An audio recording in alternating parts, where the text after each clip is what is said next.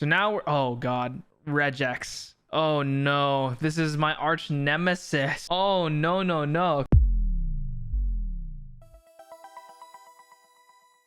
So we last stopped on dictionaries. So we learned about dictionaries. We are 41% complete with the Python for Everybody section. So let's keep rolling right through. So we're doing dictionaries and loops. The exercise, what will the following code print? Counts. So we have a dictionary, key value pairs. Obviously what a dictionary is. Chuck with a value of 1. Annie has a value of 42. Jan has a value of 100. For key in counts, if counts key is less than 10, or sorry, is greater than 10, we print the key and then the actual value. Pretty sure that's what that means. So if it's greater than 10, so we would only have Annie and Jan. So it would actually print the key, which is going to be Annie and Jan, and then its value. So it's going to be A, but let's watch the video. So now what we're going to do is we're going to switch from just looping through strings, but instead loop through files. And it's going to take a little bit of work because we have to open the file and we'll bring a lot of things together at this point. So here would be another, and you can just split this into words and count and find out what the most common word is and how many times it occurs. So go and try to do this for a second. Feel free to pause. Actually, don't bother pausing. This is too hard. We should write a program for this. It's not easy. Humans don't like this. It makes you concentrate. And so here is a counting pattern where we're going to take a line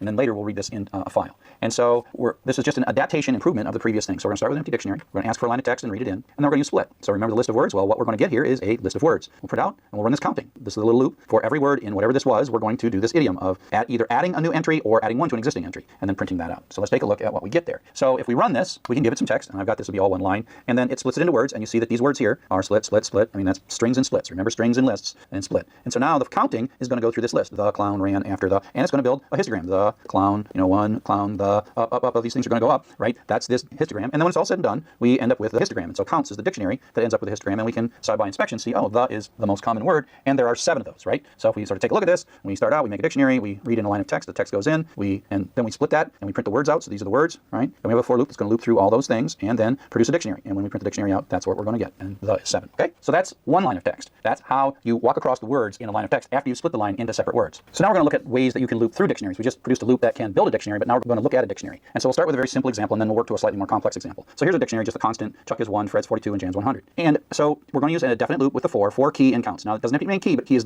a good name because these are keys and values. Okay, keys and values. I just mentally think of this as keys and values and keys and values. So this iteration variable is going to walk the keys. It's not going to walk the values. It's going to walk the keys. Chuck, Fred, Jan. Not necessarily in that particular order. As you see, it goes Jan, Chuck, Fred, because just because I typed it in this order, it's not like a list. It doesn't stay in that order. It might move around a little bit as we add data to it or as we set the data up. And so you can, in the loop, you can get the key, and so that's what prints out the Chuck, Jan, Chuck, Fred. But then you can also get the corresponding count for each one of these by just pulling it out of the array. I mean, pulling it out of the dictionary, right? And so we can pull out the corresponding value, and so we print out Jan 100, Chuck 1, Fred 2, and that runs this loop 3 times. So if you just use the in and you give a dictionary here, remember all the different things we've been able to put there on the end of a for loop, and the dictionary is another thing we can put on, and we get a list of keys. Now there's a couple of methods that allow us to get the keys, and so we have, we can say turn this into a list, and we get a list of the keys. So this is a dictionary, the same dictionary. We get a list of the keys. You can also get a list of the keys by using the keys method. So that's take this dictionary and give me all the keys, which gives me a list, which is kind of the same thing. And then we can ask for the values, and they give me just then the values extracted out of this dictionary. So that's nice. Now the one thing is that while I said you can't predict the order, if in 2 statements you ask for the keys and then the values, they at least come out in the same order, even though you can't necessarily predict the order, that they come out in the same order. And then there is a third thing that we can do, and that is ask for the items. We can say give me the items, and that gives us a list. This is our first really kind of composite. Question should be, what could the following code print? I don't know. I feel like this is absolute, because if we say could, that would mean that there would be, the answers that we would get would be different every single time. In my opinion, that's how I would read that. But okay, so it's already answered our questions. Order isn't guaranteed. No, but I agree that there could be multiple scenarios in this sense where like the order may be different, but like, I don't know, somewhat disagree with it because it'll always be these 2 values printed, even if the order is changed, right? Even if the order is changed, I still think that it will always be these 2. In terms of the values, the order, yes, it may be jumbled, but it'll always be these 2 values. So it is also always absolute that these, like Annie and 42 and Jan 100, no matter how many times you run this specific block, will always be this. That's just how I see it. As a combined data structure where it is a list, a 3-item list, 0, 1, 2, and inside that there is what are called 2 tuples. Jan maps to 100, Chuck maps to 1, Fred maps to 42. Coming up next, we're going to have a whole chapter on that, and so just take a look at that for the moment, and we will come back to that in some detail later. This whole items idea that gives us back a list of key value pairs, because it's not just a list of keys or a list of values, it's actually a list of key value pairs, allows us to write in Python a very clever and elegant loop. What we can do is actually, this gives us back each item in the list has a key and a value, and we can actually take 2 iteration variables. For a, BBB, this is 2 iteration variables, and if you're coming from another programming language, this is super cool, and it's a Python-only feature. I've never seen another language language that's capable of doing something this simple and that elegantly. So what this basically does, it says we're going to simultaneously advance these two iteration variables. So this is going to be the key and the key value is going to be Chuck 1, then they're both going to advance. Fred, 42, Jan, 100. And so that means in this simple loop, if we just print them out, we're going to get the key value pairs, of course, in the order. And so it's sort of AAA and BBB simultaneously walk down these key value pairs. And so that's really pretty, and it makes for a very succinct loop. Its syntax is a little sort of disquieting when you first see it, but it's a super elegant thing, and you just have to say items. If you don't say items, you just get the keys. If you say items, you get the key value pairs, and you have to have two iteration variables. If you don't have two iteration variables and use items, they'll complain and say, what are you doing? I'm giving you two things, and you don't have two variables to receive them. So two iteration variables and items are basically related. Now, we're going to take a look. And this is code that I showed you perhaps many weeks ago about, I said this is a little story about how to read a file and count all the words in the file. And now we're back to it. And at this point, you should understand every single character of this program, every single concept of the program. You should literally stare at this and look at it, code it, play with it until you absolutely understand it. So let's take a look. Again, I showed you this weeks ago. So we're going to ask for a file name. Then we're going to open the file name. Then we're going to make an empty dictionary. Again, this is all stuff you've done before. And then we're going to have an iteration variable that's going to go through the lines in the file, right? So line is going to go line. Then we're going to split that line, each line into words, chop, chop, chop. So that's words is the list of the words in one line. We're inside of a loop that's going to go through all the lines. And then what we're going to do is we're going to have the word iteration iterate through each word in the line. And then what we're going to do is take each word in the line, and we're going to do this histogram, right? So this is going to run not only just for every line, but for every word in every line. So we have a nested loop for every line, then we split it, and then we go across the line. So it's almost like a typewriter where we go, and that's what we're doing. Ding. So it's like the outer One of the best benefits of watching things in 2x speed is literally this. outer loop is going down the lines, and the inner loop is going across the words. And eventually we're going to see in this last line, every single word in the file. And we're going to do the counts get word plus one, which is our magic histogram making line that, remember what that is? Go back a couple of slides, I just talked about it. At this point in the code, and it's important to be able to draw these lines, at this point in the code, you have the histogram, and it's in the variable counts. Now, we want to find the largest one. Now, we have written loops that can find the largest in a list, but now we want to find the largest value in the key value pairs of a dictionary. We're going to start with, we're going to know what the largest count is, and the largest word of it has that count, and we're going to set them both to none, because we're going to prime our loop. We have to prime our loop, and we're going to say to none. And so then we're going to write one of these cool things that says for word, comma, count. So word and count are going to go through the key value pairs, because we've got items here. So it's going to go through the key value pairs, loop through each key, whatever it was. There could be a million words in here. We're going to go through every one. And what we're going to do is we're going to make sure that big count is the current largest count we've seen so far. And if it's none, well, then we haven't seen anything. Or the count we just read is greater than the big count so far. We are going to jump in, and this is a new personal best count for this particular data set. And so we're going to remember the word in big word, and we're going to remember the count in big count. So this is just a max loop. It's a maximum loop with the extra thing that we're recording in addition to what count is the largest, what the word that was associated with that count, we're recording it. So again, this is a starting part of the loop. We're going to do some work, and then when we exit the bottom of this, big word is going to be the word that is the most common, and big count is the number of times. And so if we run a file, we say, oh, in that file, 2 is the most common word, and it's 16 times. If we run the clown file, well, that's the most common word in 7. And so this now is, and this could have a very large file and give you the most common word. And so that is sort of a really good application of dictionaries. So dictionaries are the most powerful,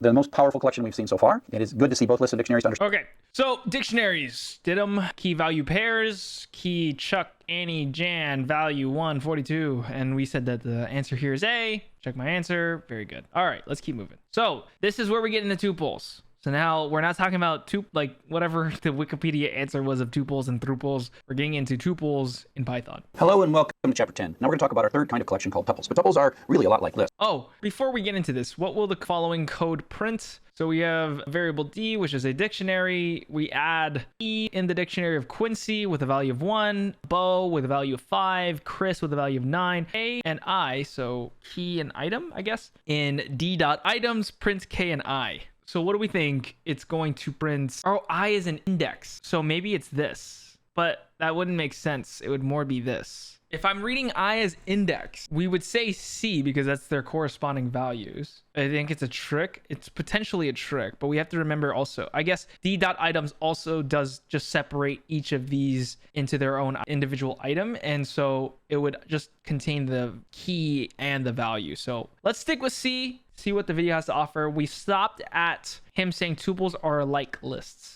There's not too much to them. They're really kind of reductionist version of lists. So they function very much like lists in that, they have things, and the difference is there are no square braces. There is a parenthesis, round brace or whatever, and they have positions 0, 1, and 2, just like a list, and you can look things up, x sub 2. So x sub 2 is actually the third element here, and so that prints out Joseph. You can assign, make a tuple here. This is the constant syntax for a tuple, and print that out, and the print statement shows you that this is a tuple, not a list, by showing you round parentheses, and a whole bunch of functions that work with lists work the same way with tuples. You can put a tuple at the end of an in statement in a for, as you might expect, and then it's through the tuples maintain order, so it prints out 1, 9, and 2. So literally this bit of code here could be identical whether it was a list or a tuple. It really would do the exact same thing. The difference between tuples are that they are immutable. Once you create the tuple, you can only sort of assign a tuple, but you can't modify. You can modify a list. So if we take a look at a list here, we make a list that's 987, and we say x sub 2 equals 6. Well, that just means this 7 becomes a 6, and that's just natural. Meaning we can reassign slots. We can delete things, we can insert things, we can mutate them, we can change them. So tuples are immutable. Lists are mutable, correct? That's what he just said. Lists are mutable, tuple are not. Changeable, right? They're changeable. But if we try to do that same thing with a string, so we say y equals abc, and we know that this is position 0, 1, and 2, but if we try to say, let's change the c C to a D by saying y sub 2 equals D, that is not allowed. And it says it doesn't support item assignment, and this little bracket, x sub 2 is what they call item assignment inside of Python. And so if we do the same thing then with a 3-element tuple, put that in Z, and we try to change this slot to be a 0, it's going to blow up because it's the exact same thing. And that has to do with the fact that once this assignment is made, this is not modifiable. Now, it turns out that the reason it's not modifiable is for efficiency. They take up less storage, they are quicker to access, and they're really designed internally behind the scenes in ways we don't really need to understand. They're just more efficient than lists. If all you want to do is store a list and look at it and then throw it away, you probably should use a tuple instead. So there's a lot of things that you can do with lists that you also can't do with tuples, but they're really just a corollary of this notion of non-mutability. And so like you can sort a list, but you can't sort tuples. You can add a 5 to the end of 3, 2, 1. Can't do that in a tuple, but you can in a list. And flip the order. ... So anything that you can do to a list that modifies the list, not allowed for tuples. And so you can take a look at the kinds of things that are inside the methods that are part of each list: append, count, extend, index, insert, pop. Many of these are modifying, and then count and index are the ones that work for tuples. And so tuples are limited lists. Now at some point there's going to be a but here to say why do we like them? And the reason that we like them is that they're just more efficient. They don't have to build Python in its own internal organization of these objects. It knows that they'll never be modified, because when you make a tuple, you as the programmer are saying, I'm never going to modify this, and Python won't let you do it. So it's higher performance, better memory use, and to a beginning programmer that doesn't really matter, but that's the reason. And so we tend to use tuples when in situations where we're going to make a temporary variable and then temporarily use it just a little bit and then throw it away without really messing with it. We tend to use lists to build things up, et cetera, et cetera, et cetera. So the other thing that's interesting about tuples, and we've actually sort of seen this, is that you can put a tuple that includes variables on the left side of the assignment. And this takes a little getting used to, but it's really cool, and no other language that I know of does this. So if we say x, y, that's a 2-tuple. Both have to be variables. You can't put constants on this side. It's like saying x equals 4, y equals Fred, right? So what happens is you can put a tuple on the far side of an assignment statement, and the 4 goes to x, and the Fred goes to y. And you say, what's in y? That's interesting. I didn't even know. I don't know why you would do that. I don't know if anyone can kind of comment on this, but like, I know that you can't use a dictionary or you can't use a list as the actual variable here, like on the left-hand side assignments, but I guess you could do it with a tuple. Y, well, y is indeed Fred. And so this is like 2 assignment statements. The way I've got this syntax, I would probably do, 2 separate statements, just not to show off that I know how to do tuples, and so here's another one, and they just move correspondingly. If you don't have 2 here and you do have 2 here, well, if you have 3 here or 2 here and 3 here and you don't match the number there, you get in some trouble. Now, if you just say x equals tuple, then that is the tuple in the list, but this is just a simple straight 99 value going into A. So you can put tuples as the left-hand side, and you can even do things like return a tuple from functions. That's a real nice Python feature that I like a lot. Tuples are also related to dictionaries, as we've seen in the previous chapter. So here we make a little dictionary. We make an empty dictionary by constructing an empty dictionary, stick it in D. So D is sort of like this place that can hold key value pairs. And we put C7, and there's a 2 in there, and gen1, and there's a 4 in there. So we have this, associative mapping between C7, 2, and gen1 and 4, all stuff we know. And now we say, hey, we're going to loop through the key value pairs here, and we've seen the syntax before, K, comma, V. So this is a tuple. So you can think of this as each one of these things is going to get assigned into this tuple, which means the key ends up in, the first one's the key and the second one's the value. I use the variable key KV all the time in code that I write, just for my own sanity. So KV, you're going to iterate successively through the successive keys and values in that. So this is going to run twice, and K is going to be C7, 2, and gen1, 4. The order just happened to stay the same. And so if you say what is in one of these things, you can actually take the items method within that dictionary and say, hey, give that to me back, and then print tups. And it's a special kind of a class, but really ultimately it is a list of tuple. This is 2, this is the 0, and this is the 1, the first and the second. And then within each thing you get, you have a 2 tuple. And so in a sense, this K and V are iterating through those things when we're putting D items here and D items there.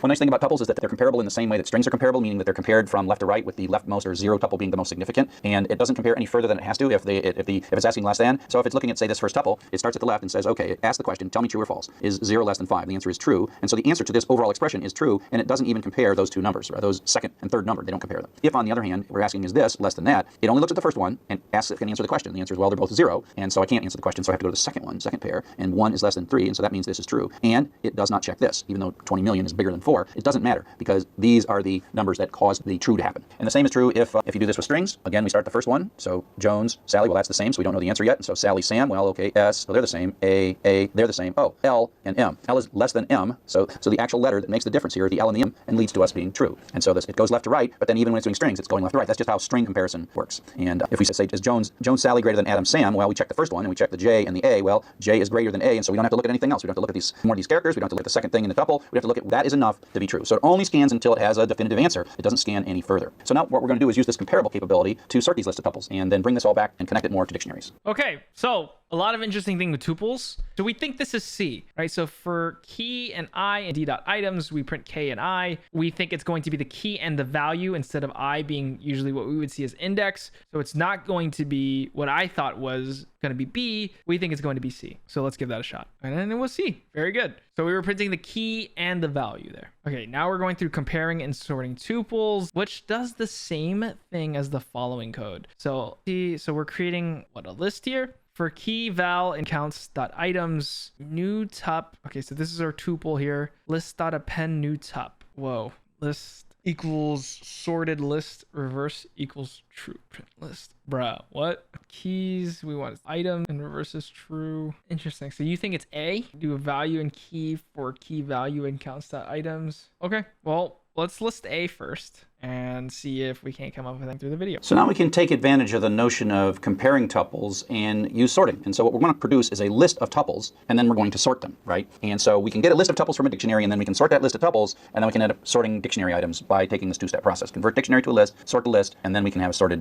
dictionary values, okay? And so we'll do this a couple of different times. So if we take a look at this code right here, we have First, we sort the dictionary by the... Wait, so we can take advantage of the ability to sort a list of tuples to get a sorted version of it. First, we sort the dictionary by the key using the items method and sorted function. our happy little dictionary, A, B, C maps to 10, B maps to 1, C maps to 20. Like, what are we going to get here? Well, it comes out, the mapping is the right way, but the order is whatever. And now we say this function called sorted, which takes inside a sequence and then returns us a sorted version of that, a list that's sorted. And so it says sort D items. So it's basically going to take this list and compare the A's and the C's and the B's. And because it's a dictionary and all the keys are unique, there's never going to be equality. So it really is going to just sort this by keys and never get to looking at the values. You could construct a list that had duplicate, you could make a list of tuples that had duplicates in the first, like we did before. But given that this coming from a dictionary, the first thing is going to always be unique and distinct. And so if we say sorted D of items, that we're passing this stuff into sorted. Sorted is going to go around, move stuff around, and then give us back a sorted version, sorted in ascending order based on key, without looking at the value. So that's a way to see dictionaries sorted by key, is just say sorted of D sub items. And sorted is a function, and so it just picks stuff. And so this is the kind of loop that you're going to write to do that. You know, we did this before. We took sorted, and we got these sorted by keys. And so you can just make this nice and simple for key value. By the way, you can eliminate the parentheses here, and I think it's prettier if you eliminate the parentheses, but you could put parentheses. This is still a tuple without the parentheses for key and value in sorted. So that says go through DI. So this is exactly what you said. You can even list this as a tuple without the parentheses. So for here, we're saying for the tuple of K and V in sorted D.items, and we're taking each individual item and printing them out. Is that what he's doing? Items, but before I go through them, please sort them. So that means K is going to go through A, B, and C deterministically every single time. It's going to go, and of course value is going to go through the corresponding values. So now we can print this out nicely, sorted by key. And that's a real nice, succinct little way to say that. I mean, again, these are one of the kind of things that people really like about Python, is that you can do pretty powerful things with easy to understand. I mean, you might have seen this for the first time, but ultimately you look at that, eventually you're like, oh yeah,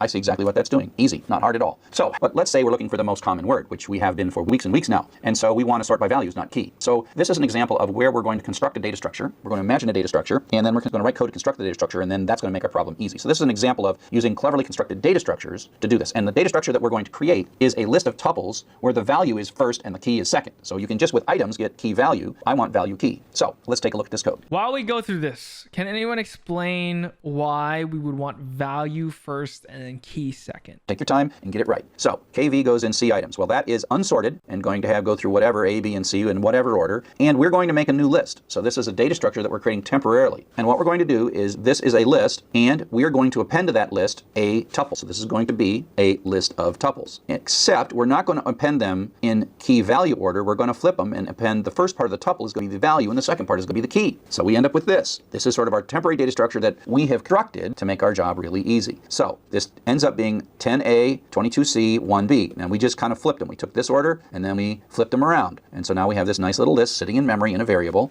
And that's really simple. We can say, oh, look, we can use sorted. And we can sort by now the values because they're the first thing. The sorted doesn't know that they're how we produce this list. It just looks at that and says, oh, that's a list of tuples. I'm going to always sort by looking at the first item in any tuple. And I'm going to add reverse equals true so I get a descending sort. So I see that the value that is highest ends up being first. And so that changes this, and I'm just sort it and then reassign it back into temp. And I'll print this out. And so now you see it's sorted in descending order of key. So it's value, key, but it's sorted in descending order, okay? And so that's an example, sort of just like, if I just made a data structure and I flipped those things around, I could use sorted to sort these things. There's many other ways you could do it, but there's sort of like the more elegant way of doing it. And the clever bit here is like, make a new list and make it be a little bit different, okay? So here we're going to print out the top 10 most common words in a file. And most of this code is review. So if we take a look at it, we're going to open a file. We're going to start a dictionary for our counting. We're going to, there's going to be words and lines, right? And so we're going to have a for loop. This for loop is going to go through each line. And then, of course, we're going to split them, which is busting them into pieces. And then we have a for loop within that. And this for loop is going to go through each word. And so that means that by nesting these loops, we're going through each line. And then within the line, we're going through a word. Then we go to the next line and go through the words. And eventually, this line of code, count subword equals counts.getWord 0 plus 1, our idiom for making a histogram, right? This line right here is an idiom. If you don't know already what that is, go back to the previous dictionary lecture and understand it, because you're just going to use it over and over again. So now at this point, and I always like drawing horizontal horizontal lines in code when we write it. At this point, coming through at this point, counts is right. Counts is the histogram. It's not sorted. So now we want to sort it. So we're going to make a new list. We're going to loop through key value, and then we're going to make a tuple. I'm making this be 2 lines to make it a little easier. Value key, so I'm flipping it, right? So I'm flipping the order of these things. That's making a tuple, and then I'm appending that tuple to the list, okay? So at the end of this, we have a list of tuple in value key order, okay, right? So at this point, coming through here, I've got in my LST variable, I've got this really useful bit of code or useful bit of data that I produced. And then so counts as the dictionary. Then we're putting values in here. For words and words, counts words equals counts.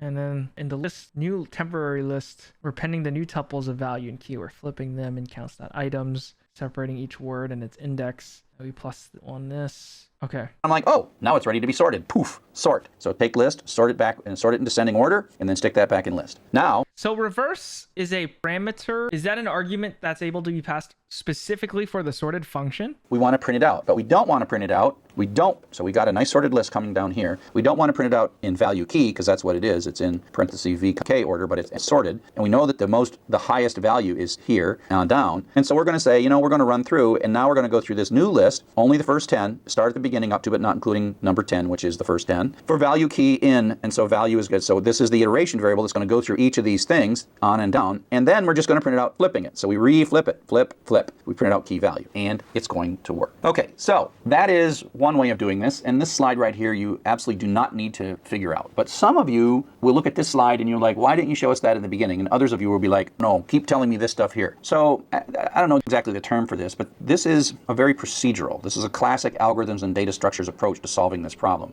This next thing uses what are called lambdas, and they kind of create what I call a closed form, where you kind of do it in all one statement, and there's all this implicit stuff going on. So if you don't get this right away, don't worry too much about that. But roughly, this single line does everything that bottom half of that program does. I mean, if we go back to here, it's pretty much this line does everything, does that in one line, okay? It doesn't create the counts and it doesn't print out the top 10, but it does everything in that middle bit. So let's take a look at this. So we all are going to collapse this down. So we have a print, that parentheses is the end of the print. And then we have sorted, and remember that sorted takes as input a list. And so that's not too bad and returns us a list. And so we'll print the return from sorted. And then this is the funny part. The fun part, funny part. This is called list comprehension. And we have square brackets and we say to Python, this is a list. But instead of listing the things or having a constant 1, 2, 3 or append, we are going to create an expression that will act as a generator for all the elements. And so this basically says, this is a list of 2 tuples, v and k, and then this is sort of implied, for all kv in c.items. And so this is like a for loop that is sort of driving this. Think of this as like stamp. However many times it has to make a stamp, and so that's producing a list, right? It just manufactures this list. And then that list is sort of manufactured in the moment. There's no stock, it's not put in a variable. Python makes that list according to the stamping pattern that you've told it to stamp out this list. And then it passes that stamped out list without even storing it in a variable into sorted. Sorted moves the list around because it is just a list of tuples, and then gives us back the sorted list. And so I didn't put reverse equals true on here, but you see that this is sorted in ascending order now by key. And I did that all in one little statement. So look at this. This is also one of the beautiful things about Python, that you can build these things and you can build more complex versions of this. And there's a lot of real elegant things that you can do in Python. They're really succinct. You should be careful because in the beginning, I think this is easier to understand, even though after a while you're like, wait a sec, why am I putting all these extra lines in? Because this is not so hard to understand, but at some point, you will want to master this more powerful and more succinct version of Python that expresses it in terms of what the data you want to see rather than the steps. Interesting. Okay, so is it valid to look at list comprehension somewhat like the spread operator in JavaScript? Kind of. I know with spread, there's really no, unless it's behind the scenes, but there's no expression like we do here in this list comprehension. Okay, so you said it was this one. I think it's also this one, or this actually. This is just keys. Yeah, we're looking for the items because we want the value and the key. So it would be this. So it's probably going to be A. Very nice. That is it. So now oh God, regex. Oh no, this is my arch nemesis. Oh no. Hello and welcome to chapter 11, regular expressions. The fun thing about this chapter is, unlike all the rest of the chapters, you sort of had to really understand every single thing in chapters 1 through 11 built on one another, 1 through 10 built on one another, but you can really get along without using chapter 11. It's not a really required topic, but it's a fun topic and an interesting topic. So you can relax a little bit and realize that you may or may not like regular expressions, and if you don't like them, that's okay. You don't have to use them. You can go for your whole life without using regular expressions. The idea of a regular expression is that you come up with it's a character-based programming language where you can, do smart searching, basically. Smart searching, and as you'll see in a bit, was smart extraction. And it's really almost programmable wildcard expressions. There's no looping, but there is looping. And there's all this implicit thing. You say, look for patterns that look like this, and then you get back things that match those patterns. You know, we do searching for everything. We're looking through large blocks of text, say, go find me everything that has the word Python in it or something like that. So that's just such a common thing to do. And regular expressions are a very structured way to go about searching for information. They're very powerful, but they're also very cryptic, and you may not like them. But they're a lot of fun, actually, once you understand them. Learning how to program them takes a while. Writing good regular expression programs requires some try it, play with it, check it, try it, check it, try it, check it. But once you get them, they're really quite cool. It's a very old programming language. You know, it comes almost from the 1960s. The concept of it's a theory of computing where they were trying to come up with theory of languages, and regular expressions was one form of languages that computers could understand. And so it has some fun old words. And one of the advantages of knowing regular expressions is that you're kind of a cool person. You can take a quick look at this XKCD that sort of captures the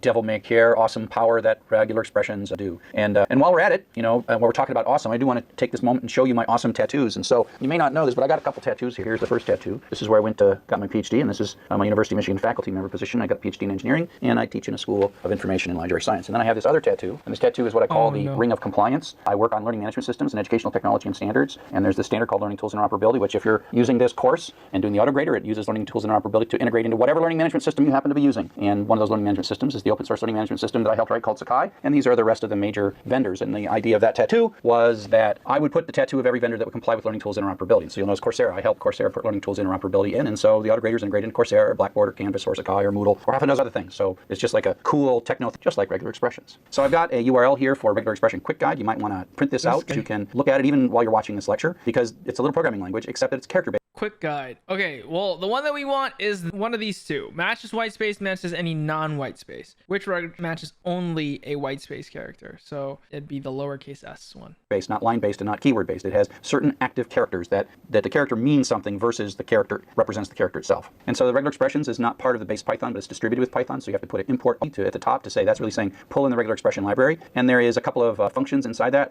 .search, which is a really smart version of the find method inside of strings, and .findAll, which is like taking and stamping your way through a loop, through a string, and finding all of the things that match a particular pattern and then extracting those. And we'll talk about both of these in this lecture. So here's a really simple piece of code where I'm just going to sort of show you sort of before and after. So here's a thing where we're looking for lines that begin with from : and so we open a file, we loop through the whole file, we strip off the lines of text, and then we say if line.find from is greater than or equal to 0, then we print it. It gives you -1 if it's not found, and so reads all the lines, and once in a while it'll print it out, reads all the lines once in a while, print it out. So that's kind of like a needle in a haystack. To use regular expressions to do that, we have to import the regular expression library. These lines are the same. We're going to loop through, we're going to strip, and now we're going to say if re.search. The way to say this is within the library regular expressions, go find the search function and search for the string from in the string line. Okay, so this is the line to search, whereas here it was more object-oriented where we say line.find, here we say re.search, and we pass in line as parameter. These two things are equivalent, which means most times it's going to run, and once in a while hit a line, it'll print that out, and then it'll finish the whole thing. So that is taking and doing what we would do with the find operation with regular expressions. Now, searching with regular expressions has these special characters, and so here we have the same basic code, except now we're saying if line starts with from, so we're not using find anymore, and that way we're only going to get that thing in the first position, not like blah blah blah blah colon. We don't want that to match. We only want it to match here at the beginning of the line,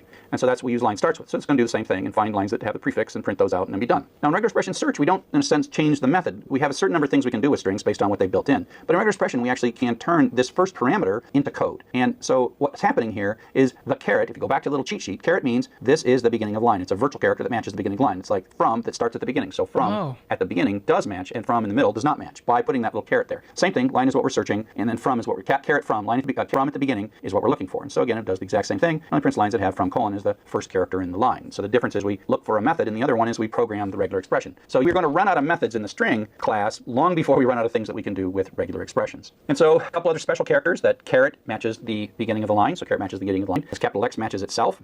Dot is a wildcard that matches any character, and then some of the characters in regular expressions modify the immediately preceding character. And so that says, look for a line that starts with X and then has many characters, that's these two things, 0 or more characters followed by a colon. And so you can see that it's this sort of like expanding stamp. It's like, oh, there's an X at the beginning of that line, it looks good. I got some characters here and I got a colon, that's good. So this is an X, some characters, and a colon, check. X, some characters, and a colon, check. X, and these things, away we go. So you can... This is kind of related to the percents in SQL. So you can say like how any characters in between or after this period, you can kind of search through that. It's kind of like that. That's what's going to match. And so you can see how some of these characters are special. Again, go back to your cheat sheet. Some of them are special and some of them are actual characters. And this colon and X are just, they're not special. They're just the characters. Okay. Sometimes you want to be a little more clear on your match. So let's take a look at these lines that match that particular thing that we just did. So we have these two X dash colon, X dash D dash result, like these are from mail messages. And then one of the mail messages has a line that says X dash plane is behind schedule. And this matches. Is that what you really wanted? And so what we can basically say is because this is an X x, this is some number of characters, and that's a colon, it matches. It has to match. That's this rule applied to this line results in a yes. It does. And so how can you be a little more clear as to what you want to match and what you don't want to match? So we can write code. So now what we're going to say is we want to match the beginning of the line, and we want a capital X, and we want a dash. So now we're going to match those first two characters, X dash, at the beginning of the line. Caret X dash says first two characters of the line must be X dash. Now we have another special character. Again, refer to your cheat sheet. Backslash capital S means a non-white space character, right? Any character other than white space. And then plus means one or more times, one or more non-white space characters. That's what this whole thing says. One or more non-white space characters, and followed by a colon, which is just a character. So now we have X dash followed by one or more non-white space characters followed by X dash followed by one or more non-white space characters followed by a colon. Here we have X dash followed by one or more, whoops, there's a space there. And so this doesn't match. Even though there's a colon there, it means that between the dash and the colon, you can only have some number of non-white space characters. So this is a no, it does not match. And so you just can, if you didn't want to match this, you then sort of create a more precise, we could even have a thing that said, I want X dash with an uppercase character, uppercase letter, if you wanted to. So there's all kind of fine tuning if you sort of learn the structure that you've got to do. And so that's kind of the matching where you're taking a whole line and taking this template and deciding if the template anywhere in that line matches. And now what we're going to do is use this to actually pull data out of strings using the regular expression library. Nice. Okay. I mean, look, listen, I know that there's a lot of power to be seen and found in regex. It's just really hard to figure it out. I don't know. Okay, so for only white space characters, I'm pretty sure the capital S, we said that this is non-white space, and then the lowercase is white space. Okay, very good. So we're 48% complete with Python for everybody. Let's keep going. Let's keep rolling. Matching and extracting data. Okay, what will the following program print? Import 3, so we're importing the regular expression library. S is equals to the message I'm guessing we're wanting to match. And so this variable is going to be e.findAll. What is this? Oh no. Oh no. Okay. I don't know what this is. Oh, wait. I know what this is. I'm dumb. We literally just said this. This is non-white space characters plus an at. So any non-white space characters plus an at plus any more non-white space characters. I don't know what the S is, though. All right. Well, I'm not really sure, but let's just watch the video. So now we're going to move from merely matching to matching and extracting. So we're going to say, hey, I would like to not only have you take this template, this little pattern, the string pattern, regular expression pattern, run it across the line. I want you to give me all the ones that match, and I want a list of those. And that's what we're going to use find all. So search gives a true false. Find all gives a list of all the strings that match. So if there's 4 of them, you'll get 4 things in the list. If there's nothing that matches, you'll get an empty list. So let's take a look at what we got going here. So instead of calling search, we call find all. We still pass in the string that we're looking through, and then we have our little template pattern. And this is a new bit of regular expression. Any little bracket operation, square bracket, is one character. That's just a character, but then there in between here is a set of allowed characters. So 0-9 means a single digit, 0, 1, 2, 3, 4, 5, 6, 7, 8, or 9. But that's really one character. And then we have, so that's one character. And then the plus applies to that, which means if we look at this whole thing says 1 or more digits. That's the code we write in a regular expression that says 1 or more digits. And we're just going to use that in our regular expression by itself. So we're going to look for any string that's 1 or more digits and pull it out and give it back to me. So it's going to look. So that's my little template. So got it. Got it. So what we get back after we ask find all to find all of the 1 or more digit strings is 2, 9, and 42. So it actually parsed it, it split it, it found all these things and said, I found them all for you. And here they are, 2, 19, and 42. So it's a list of 3 strings because that's how many it found. Now, it might have found none, and we've got an empty list at that point, but it found some, okay? So just as an example. Oh, that makes so much more sense. Okay, I know what S means now. S is just the variable we're trying to compare with. Okay, copy. Example, we did this thing, we get 2, 19, and 42, but if I said this, that basically is an uppercase vowel, A, E, I, O, or U, so that's one letter, and that's 1 or more. So it's saying, something like A would match, E, I would match, O would match. But if you look now, it's saying, okay, I'm looking for 1 or more, minimum 1 or more uppercase, I, O, U is a set of characters, 1 or more uppercase letters. And so it says, like, look, you find, there's an uppercase, but it's an M, no uppercase, no uppercase. Found nothing, did not find anything, and so it gives us back an empty list. And so it's like, find all the things that match this, and the answer is none match, here's your list of nothing, okay? And so you have to check, that's how you have to check even if you got something, because it's not going to return you false, it returns you a list with no items in it. The way it works, like I said, it sort of is taking this template and stamping it across the line, stamping across the characters. Now, there's a behavior that might not be intuitive to you at the very beginning, but the notion of what we call greedy matching, and that is when it can match more than one possible overlapping string, it chooses the largest of the overlapping strings. And so the easiest way is to show this with an example. And we're saying, I want something that starts with an F with 1 or more characters and ends with a colon. So that's my little stamp, that's my template. So it starts with an F, good, that's good. 1 or more characters that have a colon. So that could be from colon. That would match. But look, I've got another colon here, and this is just continuing on with 1 or more characters and this. So the question is, do we get this or do we get this part, right? And the answer is, with greedy matching, is we get the larger of the two, okay? And so what you get back is somewhat counterintuitive. You get the whole thing as the match, from colon using the. We could have got from colon, but the reason it picks this is this one's longer. So anytime it has a choice, it picks the longer one. And that's what greedy is, meaning it'd probably be better described as larger or tending toward the longest string or something like that. So you can, of course, suppress this behavior. Like everything in programming regular expressions, you simply add another character. And so now it's going to say, I would like to start with letter F, any character, 1 or more times, and then this question mark, this is still one little thing, non-greedy, okay? And so that just says do it not greedy. greedy, which just means that it prefers the shorter of the strings. And so now it could still match this string or this string, but because it's been told to not be greedy, it chooses this string instead, and that's the string that we get. And so that's the not greedy, and you just add the question mark after the asterisk. So it's usually an asterisk question mark or a plus question mark. Though that's a two thing. That's 0 more characters non-greedy, and that's 1 or more characters non-greedy. Actually, most of the time, it seems to me that the non-greedy would be the more reasonable default, but that's not how it is. Greedy is the default, and non-greedy is optional. We can play some more with this stuff, okay? And so let's take a look at this little example where we have a non-blank characters \S, 1 or more of those non-blank characters, followed by an @ sign, and then again 1 or more non-blank characters. So this is looking for strings that have an @ sign with non-blank characters on both sides. This is an example of where it sort of comes to this @ and it goes this way, and it does it in a greedy manner. If you told it to not be greedy, it would give you these 3 characters. But we're telling it to go greedy, so it goes all the way to here and stops at this blank, and then stops at this blank. And so that's a nice little thing. Find the @ signs, go to the first blank, and pull that stuff out. And so that with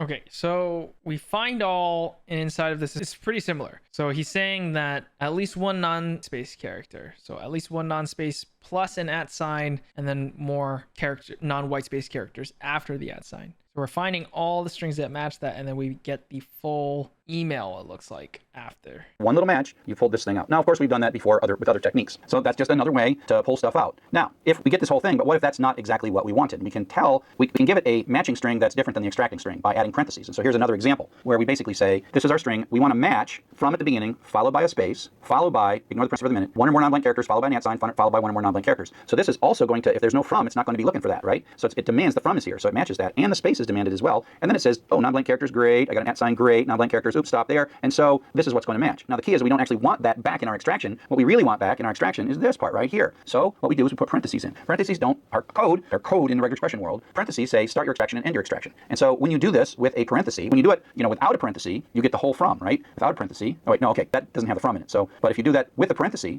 you match the from, but you only get this bit to come out as well. So you can add this to make the matching part more precise, but without changing what you get returned, and you specify what you want to get returned with the parentheses. So next I want to show you just a couple of different ways to use these newfound skills. Okay, so we're going through this and we're finding all. So we're just going to go through this whole string. And so what we're doing here is we're getting these 2 emails. So we would see CSEV and CSWEN, CWEN, and IUP EDU. That's what I'm just assuming is going to be in this list. Does anyone have any objections to putting A as our answer here? I see no objections because I was right. Just kidding. All right, we're 50% done. Very nice. So now what we want to do is use some of these newfound skills in some more practical applications of regular expressions. So let's go back to the way we first tore apart strings and look at the situation where if you recall, we just wanted the host name, right? This is an email address and we're interested in the host name. So we have this string and we go find the @, right? The find looks up and tells us the @ is at position 21. And then what we do is we say, okay, let's look beyond there to the space, and that tells us the space is in position 31. And then we're saying we can extract starting beyond the @ sign up to, but not including the space, by saying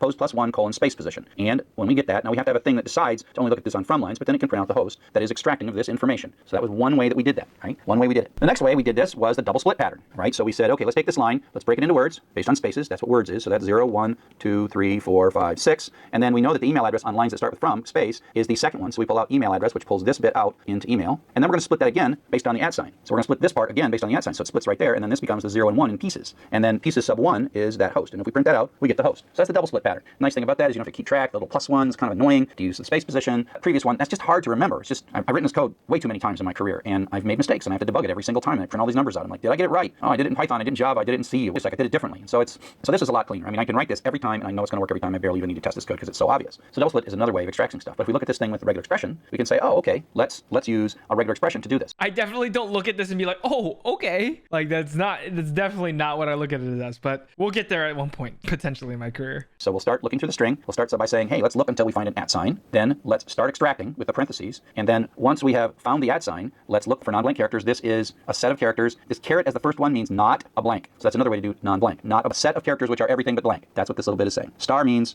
0 more times, which means it's going to run until it finds a blank, which is going to stop it. The greediness is what keeps pushing it, right? This is a greedy match. That asterisk is greedy because there's no question mark after it. And so that does go and starts at the @ sign with the parenthesis, goes to the space, and that's the end parenthesis, and that's what prints out. Now, Y is going to be a list. It's a one-item list that has the string in it that we're looking for, but you can just go sub-0 to get that guy right out of there. Okay, so that's sort of the regular expression version of it. But we can make this a more fine-tuned thing. So we can say, look, we also want to pick the line, and we want to know if we don't get that line, we want to skip it. If we do get the line, we want to extract the data. And we can do this all in a single regular expression. So again, we say start from the beginning of the line, and if it's got to be a from, followed by a space, and then followed by any number of characters, dot star, followed by an @ sign. So this has to match. We see a space, then we're going to have any number of characters, and then we're going to see an @ sign, and then we're going to start extracting, and then we're going to go non-blank, up blank, and extracting, and out that comes. And this has the advantage of the previous one, in that makes it much more precise. There, if we look at the previous one, while it works on good lines, it might actually trigger on lines that we actually don't want to see. So this allows us to refine it, so it only actually does this to lines that we care about. So it's sort of both an if statement and a splitting, extracting going on all at the same time by having a bigger string that we're matching than we're extracting. It's a way to kind of clean up your data. So here is a simple program that we're going to just put all this together and actually accomplish something. And so we're going to read through and look for lines in a file that have this form. And we're going to extract this number, and then we're going to compute the maximum of this. Okay, so we're going to extract this number and then convert it to a float and compute the maximum. So, we're going to open a file, we're going to write a for loop, we're going to strip. So we're going to do this for every line of the file. But the first thing we want to do is not get line. We want to discard all the lines except ones that have this. So our regular expression is look for lines that start with x-d spam confidence : So that's a pretty strong match. If that's not there, we're not going to get anything. And then there's a space,